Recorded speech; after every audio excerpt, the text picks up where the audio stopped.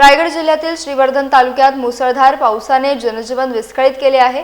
गेल्या 24 तासांपासून सुरू असलेल्या संततधार पावसामुळे शहरातील अनेक सखल भाग जलमय झाले असून मुख्य बाजारपेठेत पावसाचं पाणी शिरल्याने व्यापाऱ्यांचं मोठं नुकसान झाल्याची माहिती समोर आली आहे। पावसाच्या पाण्याचा निचरा वेळेत न झाल्यामुळे रस्त्यांवरील पाणी थेट दुकाने आणि घरांमध्ये घुसले। अचानक वाढलेल्या पाण्याच्या पातळीमुळे व्यापाऱ्यांना आपला माल सुरक्षित ठिकाणी हलवण्याची संधी देखील मिळाली नाही, त्यामुळे आर्थिक फटका बसल्याचं व्यापाऱ्यांकडून सांगितलं जात आहे। दरम्यान श्रीवर्धनसह हरिहरेश्वर, दिव्यागार आणि वेळास किनारपट्टीवर अरबी समुद्राला मोठे उधाण आले आहे।